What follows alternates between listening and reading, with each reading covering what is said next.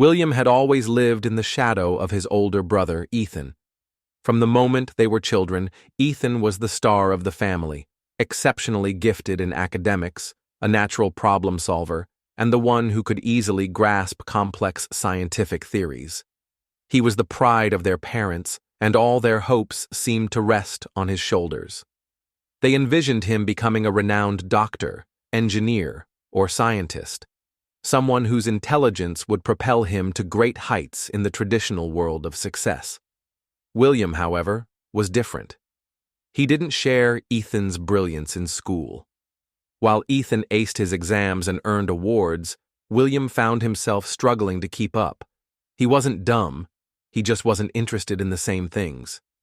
Instead, William had a quiet passion: wildlife and nature. From an early age, he was fascinated by the world beyond the confines of the classroom.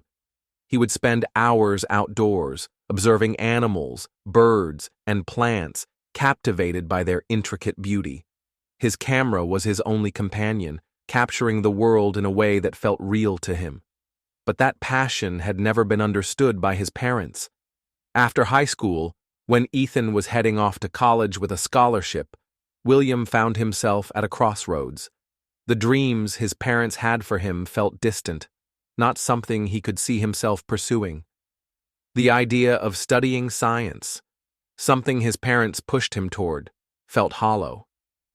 Instead, he spent more time in nature, photographing landscapes and wildlife, small, beautiful moments that told stories about the world he loved. "William, you need to focus," his mother Linda said one evening, her voice laced with concern. "You can't just sit around all day with that camera of yours. You're wasting your time. Look at Ethan. He's getting into the best schools. His future is set." William stared at the floor, his hands fidgeting with the edges of the photograph he had been developing. "I'm not Ethan, Mom," he muttered. "I'm doing something different. It's just who I am." His father, David, who had been silent until now, sighed. "I get that you love taking pictures, but it won't put food on the table. Your brother's got the grades. He's on the fast track to success. What about you? What's your plan?" William's eyes welled with frustration. "I have a plan. I'll figure it out.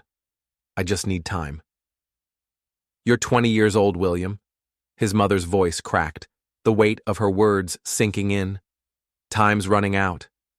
Don't you want a stable career like Ethan? To make something of yourself?" William stood up, the unease in his chest growing. "I don't want to be like Ethan. I want to do something that matters to me. But you wouldn't understand. All you care about is grades and awards." "That's not true, son," David replied quietly. "We care about your future. We just want what's best for you." But in that moment, William knew that what they wanted and what he wanted were two different things. And for the first time, the silence between them felt like a wall he couldn't climb over. Days turned into months. William had no steady job, and his parents' concern grew. They'd never understood his passion for photography, and they were starting to lose faith. William spent his days in the woods, his camera always at his side, searching for the right moment, the right shot. He had submitted his photos to multiple magazines and websites, but the rejections kept coming. "Not the right fit," they would say. "Not the market we're targeting." Slowly, his savings dwindled. The pressure of uncertainty weighed on him. His parents didn't ask about his future anymore, but their silent disapproval was heavy in the air.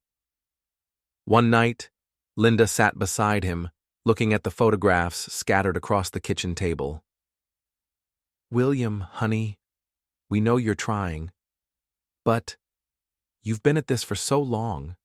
Maybe it's time to think about something more practical." His chest tightened, and he glanced at her, then at the photos. "I can't just give up on this, Mom. These pictures, they're more than just photos to me. They're a way for me to speak, to connect with the world." "I know, sweetie," Linda said softly, her voice breaking. "But what's the point if no one sees them? If no one cares?" William's throat tightened, and he whispered, "I care. I just need someone to believe in me." One cold winter's day, months later, as he trekked deep into the mountains with his camera, William caught sight of a rare snow leopard. It was an ethereal moment, the majestic creature, moving like a ghost through the snow, its eyes gleaming in the soft light of dawn. William's heart raced as he snapped shot after shot, each frame more beautiful than the last. He had no idea this moment would change everything. He submitted one of the photos to a prestigious wildlife magazine, unsure if it would even be considered. But when the magazine contacted him for an interview, he could hardly believe it. "This is incredible, William," the editor told him over the phone. "Your photo of the snow leopard is breathtaking. We'd love to feature it on the cover. You've got something special here." It wasn't long before his photo went viral. People from all over the world were captivated by the rare beauty he had captured. Galleries started calling, and environmental organizations reached out, wanting to partner with him for conservation campaigns. Suddenly, William was no longer just the quiet son who spent too much time with his camera. He was a voice in the world of wildlife photography, someone whose work was having an impact.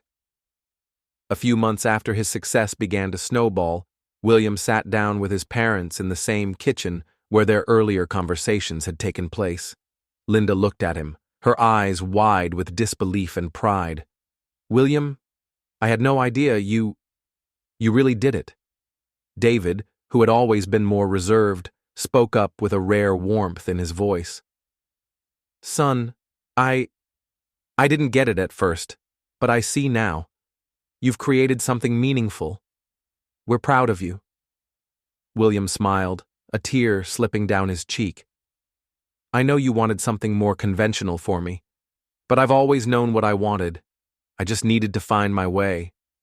Ethan, who had been silent in the background, stepped forward, offering a handshake. "I guess I owe you an apology, little brother. You've done something amazing." William took his brother's hand, his heart swelling. "You don't owe me anything, Ethan. I just had to find my own path. You've always had yours." However, not everything was as it seemed. As William's success skyrocketed, a subtle shift occurred in his relationship with Ethan. The brotherly rivalry that had always simmered beneath the surface began to rear its head. Ethan had been the golden child, the one with the brains, the academic accolades, the seemingly perfect life. He had worked tirelessly for years, aiming to prove himself to their parents, but suddenly, William, a quiet, unambitious kid, was thrust into the spotlight. One evening, after a public talk William had given about wildlife conservation, the two brothers were sitting together, the tension thick in the air. Ethan, who had just received a prestigious promotion in his engineering job, spoke first, trying to hide his resentment. "You know, Will, I thought when I finally made it, everything would just fall into place. But then you come along with your photos and steal the spotlight." William blinked, taken aback by his brother's words. "What are you talking about? I didn't steal anything. I've been working for this just like you've worked for your success." "I know," Ethan muttered. "It's just hard. I've spent years earning every accolade, every degree, and now it feels like no one cares anymore. They care about you, about your pictures of snow leopards and lions. It's like my whole life's work is being overshadowed." William's stomach turned. He hadn't expected this from Ethan, someone he had always looked up to. "Ethan, this isn't a competition. We're both doing our best in different ways. You can't measure my success by your standards." "I know, I don't know how to feel anymore." Ethan's voice softened. "I guess I'm just jealous. You found your calling, and I'm still trying to figure mine out." The days that followed were filled with long conversations between the two brothers.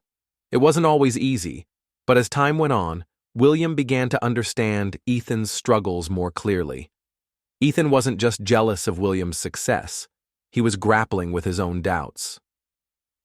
Despite the titles, the degrees, and the success in his career, Ethan still felt an emptiness, a lack of fulfillment in the path he had chosen. It wasn't until one evening when they sat together, looking at one of William's latest photos, a golden eagle soaring through a crimson sunset, that they truly connected. "I've spent my life trying to measure success with numbers, with tests, with promotions," Ethan admitted. "But seeing how passionate you are about your work, I think I've been missing the point all along." William smiled, his heart easing. "It's not about the spotlight, Ethan. It's about doing something that speaks to you, that makes you feel alive. Maybe that's what you're missing." For the first time in a long while, the brothers shared a quiet understanding, a mutual respect for the different paths they had taken. Ethan, although still figuring things out, felt a sense of peace in knowing that success wasn't just about titles or recognition. It was about passion, purpose, and being true to yourself. As for William, he no longer felt overshadowed by his brother's achievements. He knew that true success wasn't about competing with anyone but yourself. And in that realization, both brothers found something far more valuable than fame or accolades. They found a deeper connection with each other and with their own hearts. The months following William's breakthrough were nothing short of transformative. His work was featured in renowned wildlife magazines, exhibited in galleries, and published in a coffee table book that flew off the shelves. With each new project, his confidence grew, and he found himself deeply immersed in his mission: to raise awareness about wildlife conservation through the lens of his camera. Yet, despite all the accolades and recognition, there was a part of him that felt an unease he couldn't quite shake.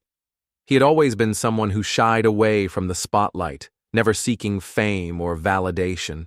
But now, with each new achievement, the pressure to maintain this success mounted. Was this really his purpose? Or was he just riding the wave of his newfound fame? His parents, though proud, still couldn't fully comprehend the impact his success had. They had always believed in the traditional path, the one filled with degrees, steady jobs, and tangible achievements. They admired William's passion, but they were still hesitant to believe it could offer him lasting stability. One evening, as William sat down for dinner with Linda and David, he noticed the familiar, anxious look in their eyes. It was as if they were torn between their pride in his success and their lingering doubts. "William," Linda began hesitantly, pushing her food around her plate, "we're so proud of everything you've achieved, we really are. But, do you ever wonder if you're really secure? I mean, all these exhibitions and collaborations, they come and go, don't they?